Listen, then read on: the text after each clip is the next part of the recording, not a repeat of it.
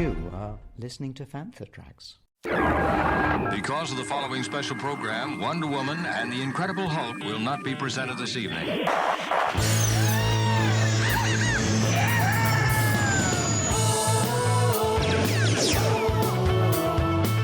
got bad stuff. It's time to get all your Star Wars news in a single file. That doesn't sound too hard. Boom! This is Making Tracks. This is the way. Here are your hosts, Mark Newbold and Mark Mulcaster. I know these people. They are brutal. Does this look Jedi to you? That's not how the Force works. They'll never see it coming. Count me in. Lisa back. You're listening to Making Tracks and a very special episode as we head to Newark for Festival of the Force. It was the very first running of the show. I was very fortunate to be the guest host for the interview stage. Across the weekend I spoke to 10 different people, and first up on this episode is my chat with Guy Henry and Julian Glover. Guy Henry, of course, Grand Moff Tarkin in Rogue One, and Julian Glover, General Veers in The Empire Strikes Back. So here's myself and Guy Henry and Julian Glover at Festival of the Force. Right. Afternoon, everybody. Welcome to Festival of the Force. I'm Mark Newbold from Star Wars Insider, FanthaTracks.com, and I'm here to talk to these fine gentlemen. We only have one microphone at the moment. The second one's on the way. Well, to get the ball rolling, Guy, is this your first show of 2025? Yes, it is. This is my first show of 2025. And how is it going so far? It's a new show, so it's a brand new venue for this event. Yeah, I think it's absolutely fantastic. It's a bit cold, and apparently the toilets have got a little bit slippery. So be careful. If you have to go for a whittle, be careful. I'm here for your health and safety. There's no wine, which is just as well, because I'll be driving home later. But I think it's a fantastic show. I've been really busy, and I'm dead chuffed. Chuffed is good. Julian, how about yourself? Listen, I've got to say, guys, I'm very deaf indeed. So any questions or anything have to come to me through Guy Henry, who might tell me the true question and might not. So I'm just warning you. Now, what is the question now? What do you think of the show? What do I think of the show? I'm being rather upstaged by that bear. I don't feel very confident in front of him. No, this seems to be a good show. It's lots of lovely people. Now, we have two prominent Imperial officers. No, you keep that one. You can share that one.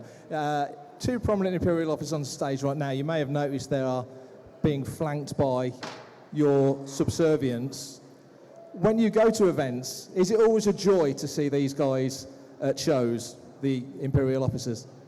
I feel very comforted that they are here. I'm never quite sure what our relationship is. Am I in charge of them, or...? I should say, yes. I should Tierra del Fuego, yes. They're very loyal to me. They're very kind, I must say. I've had lots of lovely photos taken with officers. But you get particular photos, don't you, because of your impersonation of somebody else, which is an amazing... Isn't it amazing the way he so looks like him? And he must be tremendously helpful to you, this chap here with the cap. I think it's simply remarkable what you look like, absolutely amazing. And also, he's rather a good actor. So, you know, that helps him on his way. Very kind, thank you very much. We've known each other since about 1990, well, maybe earlier than that, but that season, we did a season at the Royal Shakespeare Company, but not in the same plays, but we got on famously, and I was thrilled to meet him. And he was Henry IV, and his death scene moved me to tears every time I saw it. Fantastic actor. Anyway, is that enough of the Mutual Admiration Society? No, it's not, no. No, I think Julian's enjoying that quite a lot. Is that a common thing when you're actors, working all around the country, or sometimes working in the same place, or even working on the same film, that it might be way later when you actually meet? You're moving in the same circles, but you don't necessarily come into contact with each other. Yes, in a film, obviously, as you just said, that you can be completely in the next scene with somebody, but they might be filmed 6 weeks or 3 months apart, and you don't get to see them. Although, you know, it is a small world, isn't it? Because I just did a small part in the Lockerbie series with Colin Firth, who's a lovely man, and I hadn't seen him for about 42 years. Wow. Amazing. We did the play and the film of Another Country, and we all got on famously in 1982, and then in 24, there we were filming a thing about Lockerbie. It was both lovely and a bit sad because we're so effing old. We were effing young then, weren't we? Yes, and I mean the word properly. Yeah. This does happen, but it happens within shows. I did Game of Thrones. Maybe some of you remember that. And there were the two places in Game of Thrones, if you remember. There's the North and the South. And I was always in the South. And one day I was in makeup with Charlie Dance, who played Tywin, and there was a gentleman in between us. And Charlie and I know each other very well, so we talked away across this gentleman, and then I withdrew, and they started having a long conversation, and eventually he went out. And I said to Charlie, "Who is that?" He said, "Julian, he is the leading actor, Mr. Lannister."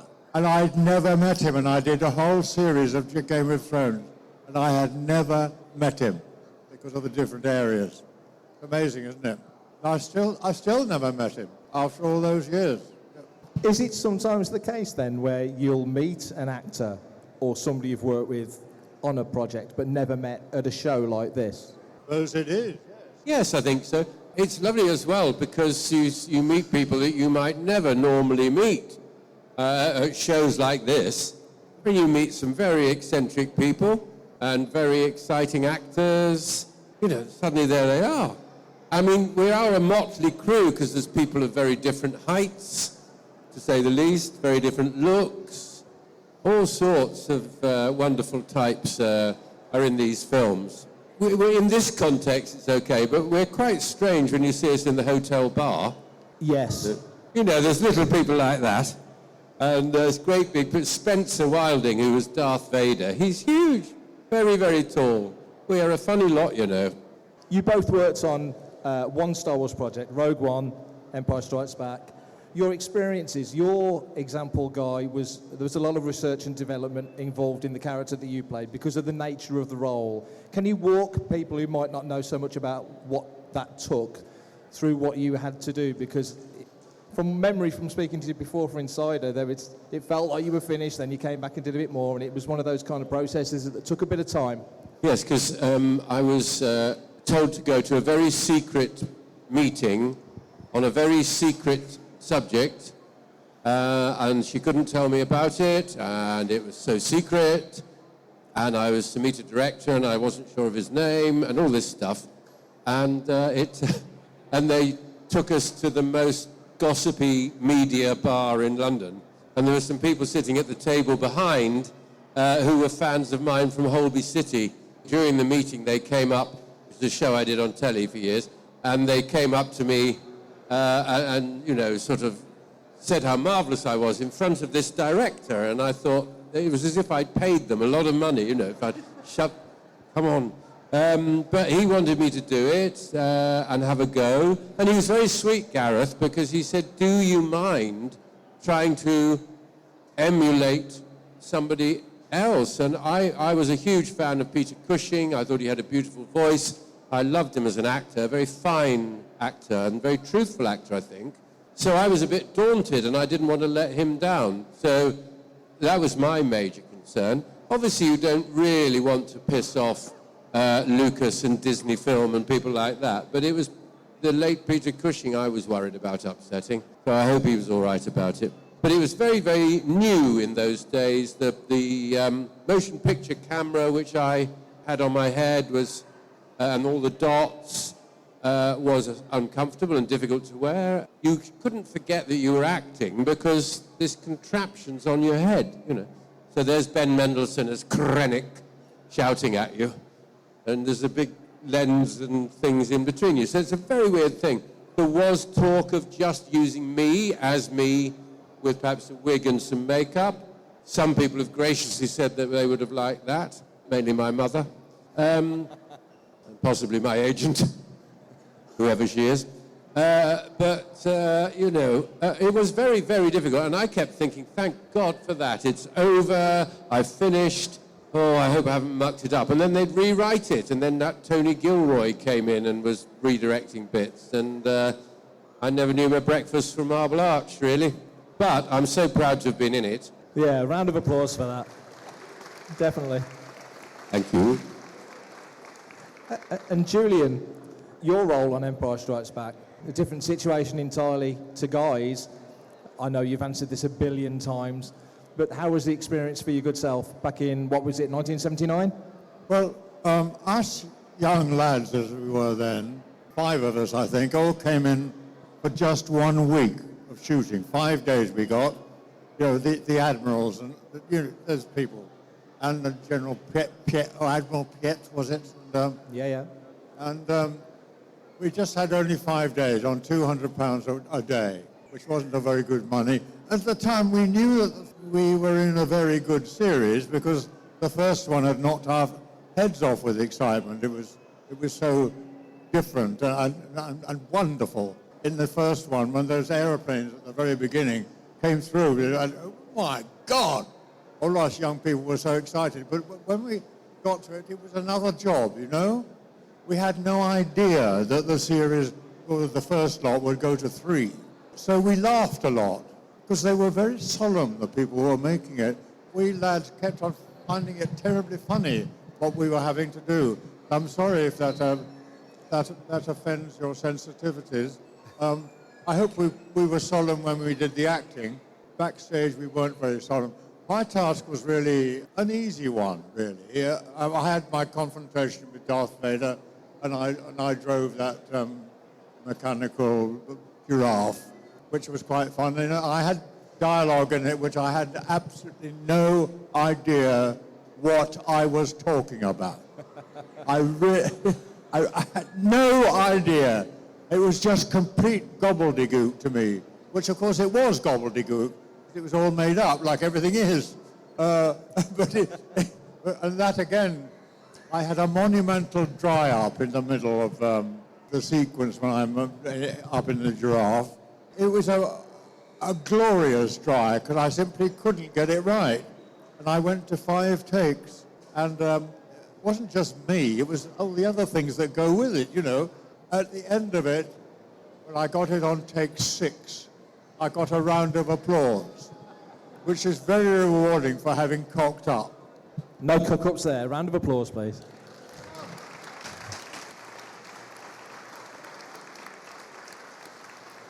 You've both been in numerous other franchises. You've both been in the Harry Potter series, for example, and other franchises ebb and flow and come in and out of the cultural consciousness, but Star Wars is pretty consistent.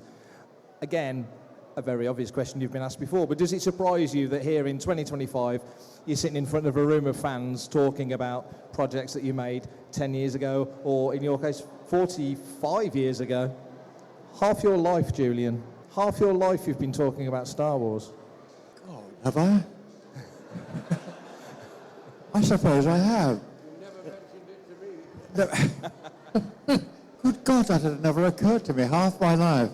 Talking about Star Wars. Sorry, but that's a waste of a life.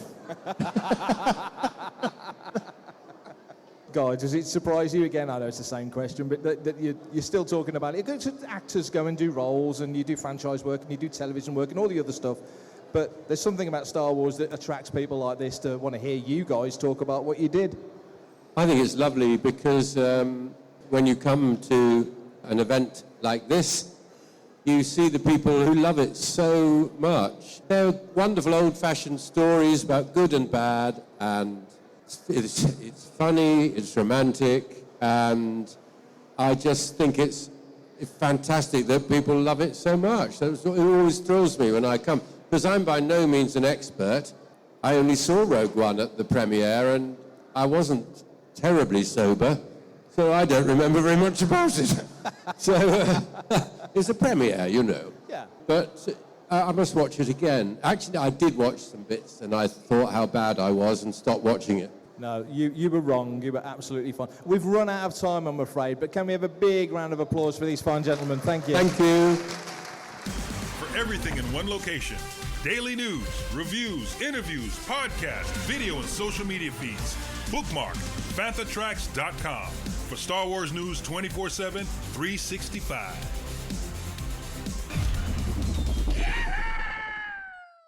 Next up on stage, it was Brian Herring and Dave Chapman. Dave, you will know as the voice and operator of B2EMO in Andor. Brian, of course, was BB-8 in The Force Awakens, The Last Jedi, and The Rise of Skywalker. So here's Brian and Dave talking all about their time in the Star Wars galaxy at Festival of the Force. I could welcome. Do you want me to make a big fuss of it? Okay. Not that they're prima donnas or anything.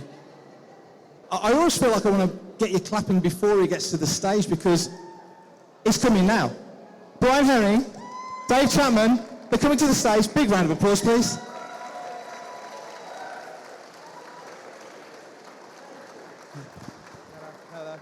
Thank you for that spontaneous round of applause. No rehearsal at all. Absolutely. Do you want to sit here, Dave? This one's all this is weird. This is going to go. It's been pre-warmed. I don't like it. Don't you? I don't like it, Dave. I don't like it. It's a bit weird.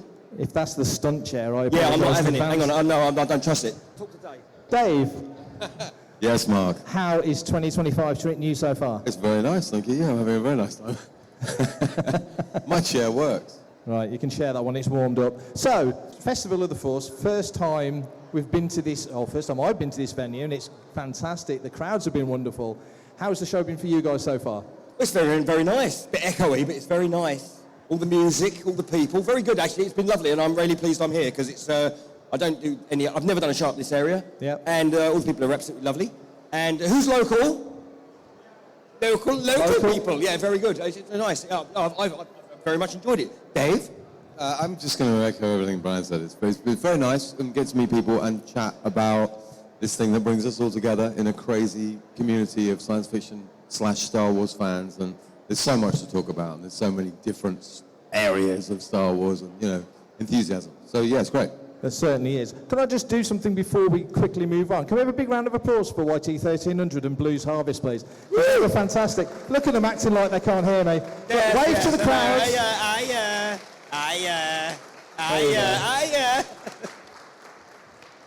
Seamless. The check cleared, that's why I did it. Yeah. So, you've both done numerous roles in the Star Wars galaxy, which is, of course, the focus of this conversation. Brian, give folks a sense of some of the characters that you've been involved with in the Star Wars saga so far. Oh, well, actually, as I rattle these off, Dave will put his hand up because he did the same, basically, a lot of the same stuff. So, I'm principally here because of BB-8 and the Porgs and the Fathiers and what's the other? We'll get into a mirror in it. I worked it out. I did a Rio. I did a bit on Rio with you, and I did a bit on Proxima with you, and then I did. I've done about 50. I worked it out. I've been involved with 58 different creatures, droids, or me. Yeah. Across 5 films. And I'm the same as Brian, so I did detail on the Fathiers and the Porgs, and what's he called? The Lady Proxima in Solo, the big skinny snaky lady. That's me inside there on a fly-wire being flown from the roof. That was insane. What else? Little croupier thing we did in the casino. There's a little sluggy croupier guy. I did Yoda's hands with Frank Oz for which is a dream come true because Frank's the boss. I'm a stormtrooper as well. I'm the stormtrooper who throws Han into the pit with Chewie in the Han Solo movie. When they go, there's the beast, or Alden says, there's a beast, and then I'm the trooper, and then I fall through the floor, which is a stunt performer. But I'm up to that point, it's me being a stormtrooper, which is very exciting. I scratched Rio's bum. Oh yeah, I pretend, when Rio, the four-armed monkey character, is in disguise as a human being, that's just me wandering through the battle with an armor on and a helmet and a gun, and explosions going off around me. That was great fun. What was the thing I just thought? Oh, and Brian and I are both soldiers as well. We're soldiers in 2 of the movies. So you can see us being soldiers, specifically in the Battle of Crate. The very start, the opening shot of Battle of Crate is where they go into the Red Planet. They go into a trench. The first thing you see is him shouting a lot. And the second thing you see is me handing a pair of binoculars to somebody. And I do the red thing. What's the red thing? Oh, I I do B2M, E-E-M-O in and/or. He called it the red thing. That confused me. So when the Star Wars machine, let's call it that, started up again, we're looking at about 12 years ago now when you both first got involved. How did the roles come to you? Because it didn't just come to anybody. You guys were picked because of your specific skills. How did it happen?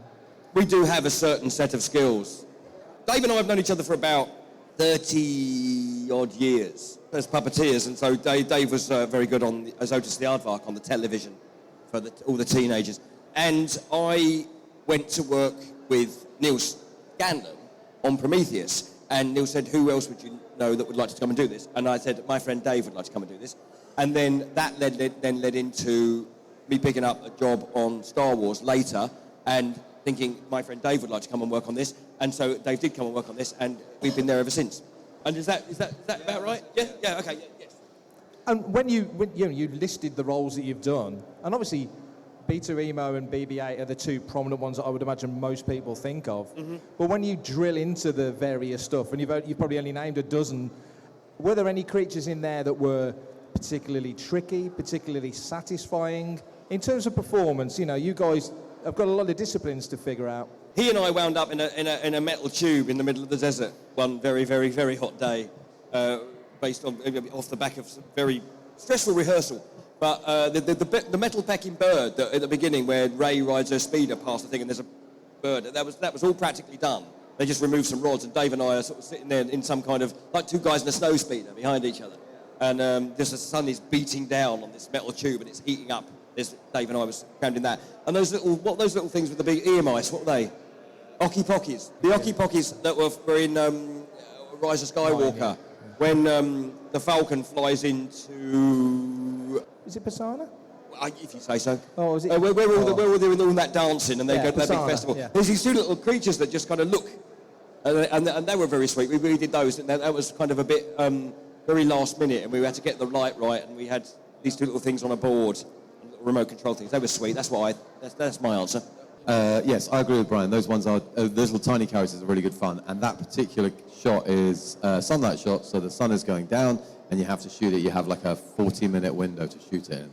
So that's quite scary, because you've got to get it right, otherwise you lose the sun, and it's a waste of time being there. What was the other one that we did that was funny? What did you just say?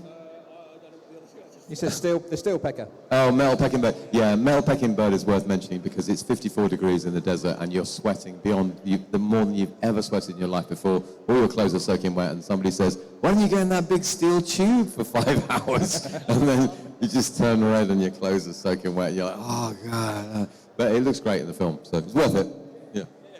When you go onto these projects, do you know what creatures you're going to play, or because famously there was that show and tell aspect of let's see what the creatures can do and the performers add what they add to it, and sometimes the director might go, oh, actually, I kind of dig that one, let's do more with that. Are you kind of going in blind to certain things, or do you know where you're going with it? I think up to a point. We tend to, with BB-8, we were there from the beginning, and so we knew that on Force Awakens, Last Jedi and Rise of Skywalker, that was our big detail. Yeah. But because we were there all the time, we often got given other things to do, like the mouse droids and the Imperial Sentry droids that drive around, and I couldn't drive those, Dave drove those. But oftentimes, get up on set because they need someone on the eyes of such and such. Yeah. So you never quite knew what we were going to get, but we would make sure we had a team around us of puppeteers and performers that could pretty much handle anything you threw at them.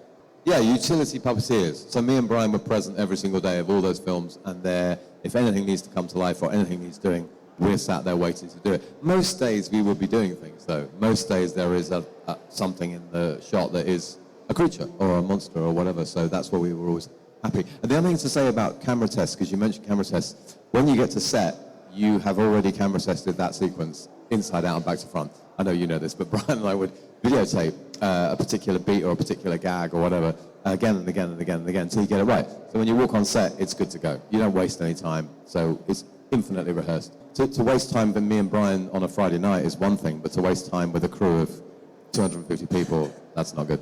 Because you're involved in the design, not so much the design, but the build of some of the creatures, I'm thinking BB-8 specifically, when you get to set, was there ever an instance where a director would ask you to do something that you thought, I don't know if this creature, this droid, this whatever can do?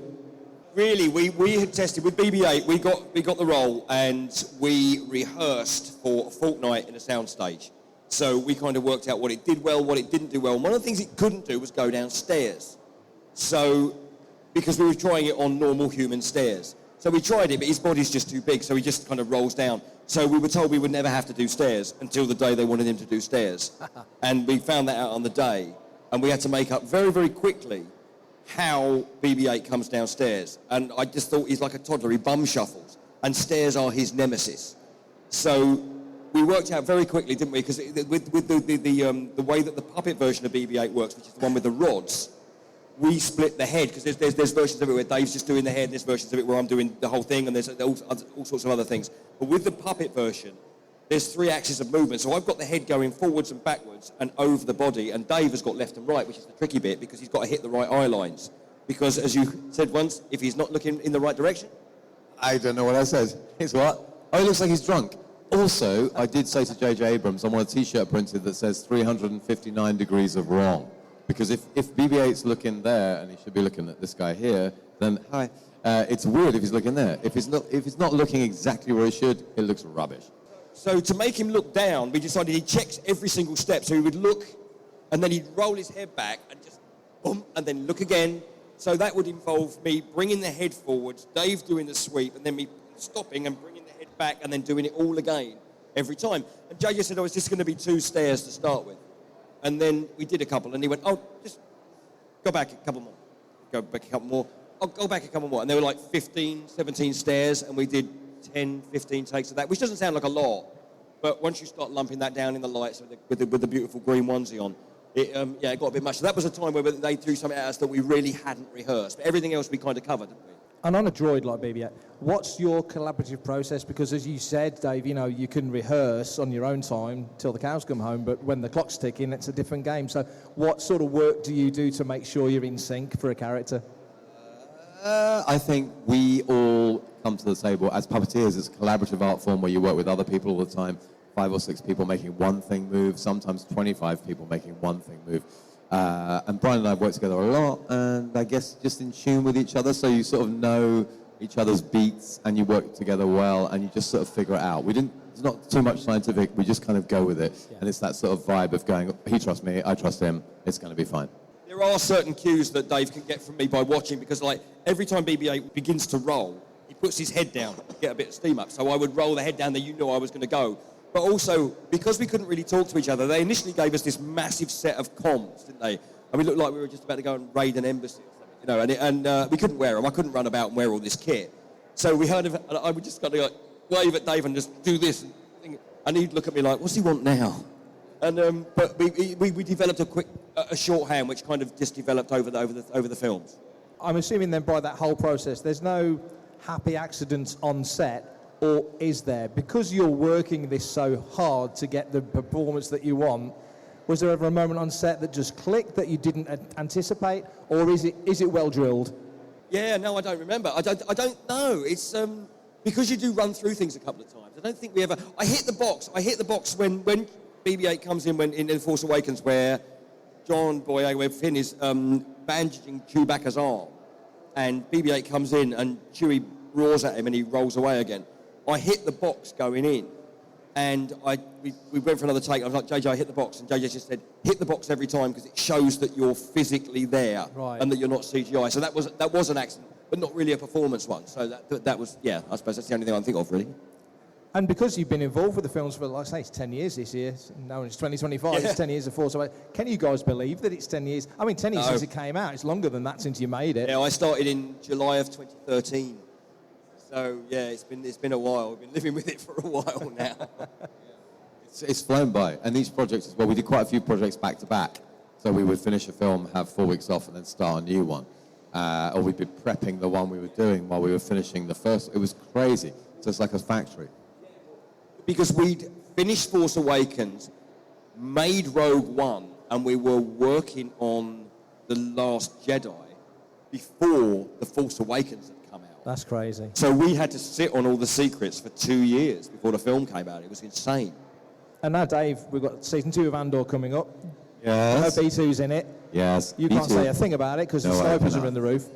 I can't say anything about it, no. As a project, the difference between a television project to a big screen project, is there a difference, or is it essentially the same thing?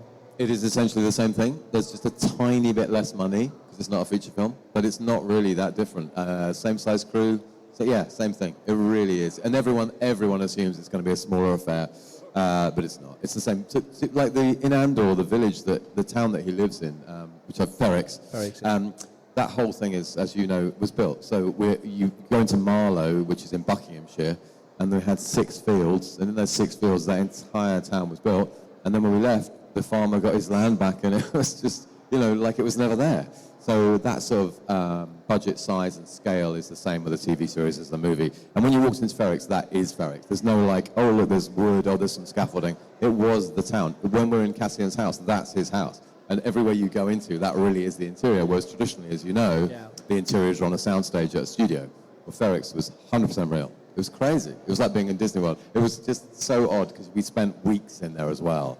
And yeah, very muddy. It was during lockdown. But when we used to eat in all the houses, so you'd have your lunch in like the house of the Ferrix. It was very strange, but great fun. Really good fun show to make. And a droid like B2, how different is he from, in terms of operational terms, from, let's say, a droid like BB-8? And they are, again, it's pretty much the same. They have different beats, so there's different buttons that do different things, but essentially it is like high-intensity PlayStation gaming. All the fingers are going, everything's going at once to get the results in the droid. So, yeah, very, very similar. But he is completely remote-controlled, yes, and he's also completely 3D printed as well. Good geeky fact here, B2 is the very first entirely 3D printed droid on Star Wars. That's incredible. Over the years of working on these projects, technology, I interviewed Neil Scanlon about this, and he said that the tech moves forward incrementally, but from performance point of view, is it or would it be easier? You've still got to imbue it with the same soul, but would it be easier to operate, perform, build, let's say, BB-8 now than it would have been 12 years ago? I think the only difference would be they 3D print it. That would probably be the only difference at this point. But then having said that, the amount of abuse that BB-8 takes, I don't think you could 3D print. I think that he wouldn't survive. He wouldn't survive puzzle wood up and down the banks. He wouldn't survive the desert, the heat.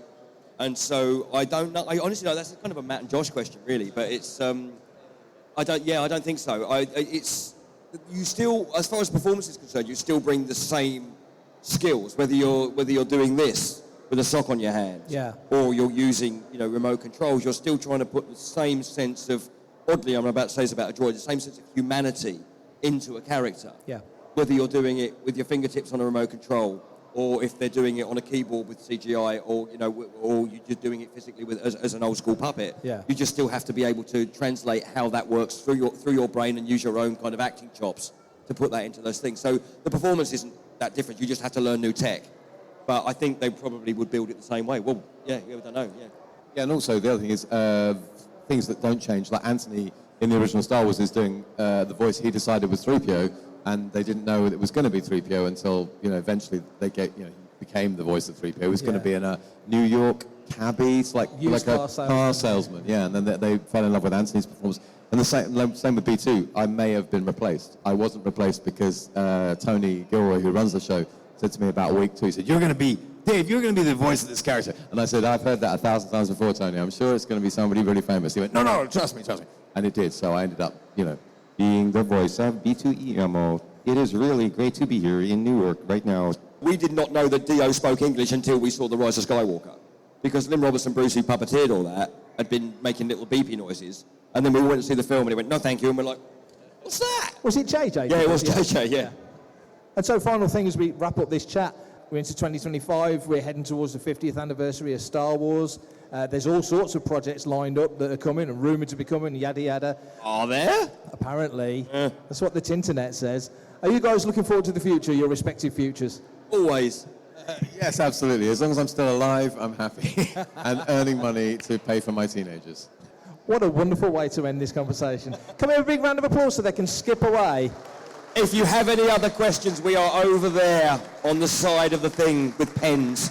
Bye-bye.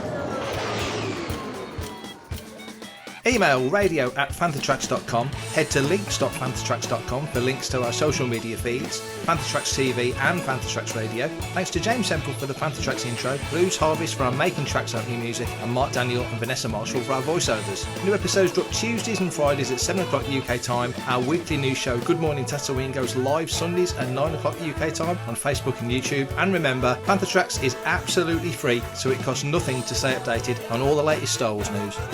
Coming up next on Fantha Tracks Radio, it's Planet Leia.